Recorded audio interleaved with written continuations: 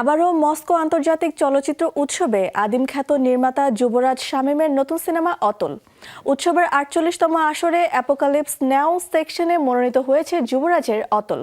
অন্যদিকে আসিফ ইসলাম নির্মিত ভাবনা অভিনীত king in the land of princess সিনেমাটি নির্বাচিত হয়েছে আর্টকোর বিভাগে।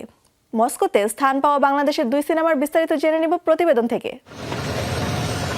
যুবরাজ শামীমের প্রথম পূর্ণদৈর্ঘ্য চলচ্চিত্র আদিম মস্কো আন্তর্জাতিক চলচ্চিত্র উৎসবের ৪৪তম আসরে মনোনীত হয়েছিল এবং সেই আসরে সিনেমাটি স্পেশাল জুরি অ্যাওয়ার্ড ও নেটপ্যাক জুরি অ্যাওয়ার্ড পায়।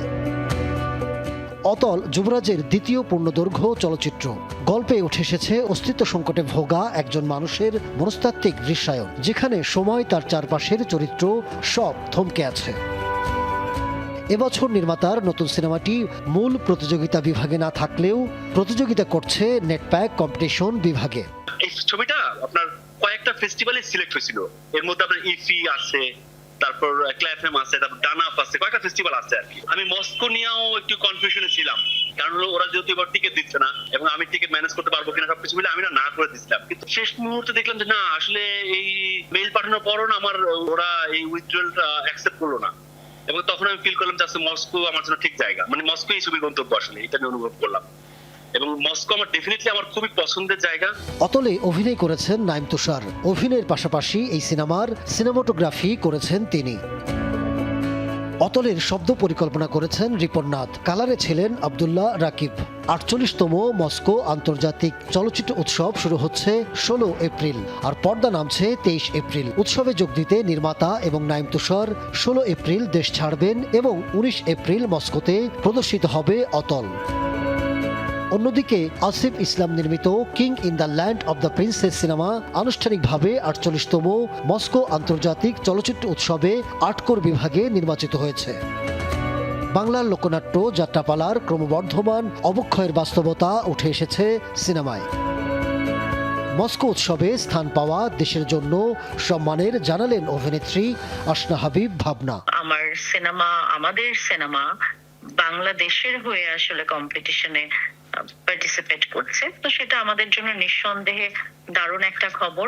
আমার জন্য তো বটেই, আমি বলবো যে আমাদের ইন্ডাস্ট্রি সকলের জন্যই এটা দারুণ খবর। যখনই যে কোনো সিনেমাই আসলে দেশের বাইরের ফিল্ম ফেস্টিভ্যালে কম্পিটিশনে অংশগ্রহণ করে বা কম্পিটিশনে জায়গা করে নেয়, সেটা তো অবশ্যই বাংলাদেশি হিসাবে এবং বাংলাদেশের সিনেমা ইন্ডাস্ট্রির আমাদের সংস্কৃতির একজন মেম্বার হিসেবে আমার জন্য ভীষণ আনন্দের।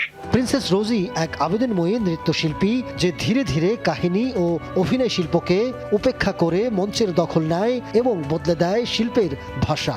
এই চরিত্রেই অভিনয় করেছেন আসনা হাবিব ভাবনা। আমাদের যাত্রাপালার যে অবক্ষয় সমাজে আমরা দেখতে পাচ্ছি, এখন তো আসলে আমরা আর কেউ যাত্রা দেখি না, যাত্রা তো আসলে হারিয়ে গিয়েছে। তো সেই জায়গা থেকে আমাদের একটা কমিটমেন্ট ছিল যে আমাদের যে যাত্রা, আমাদের যে একটা শিল্প, আমাদের যাত্রাপালা যে আমাদের একটা অহংকার, সেটাকেই আমরা আবার তুলে ধরার চেষ্টা করা। তো আমরা এটাই দেখানোর চেষ্টা করেছি যে এখন আসলে যাত্রা আসলে চলে গেছে প্রিন্সেসদের দখলে, এবং সেটাই আমরা দেখানোর চেষ্টা করেছি এবং সেই প্রিন্সেস চরিত্রেই আমি অভিনয় করেছি। ৪৮তম মস্কো আন্তর্জাতিক চলচ্চিত্র উৎসবে বাংলাদেশের দুই সিনেমার স্থান পাওয়া ইতিবাচক মনে করছেন সিনেপ্রেমীরা। পুরস্কার পেলে ত্বরান্বিত হবে বাংলা সিনেমার উন্নয়নের গতিপথ। Ahmed Tauquir, showbiz tonight.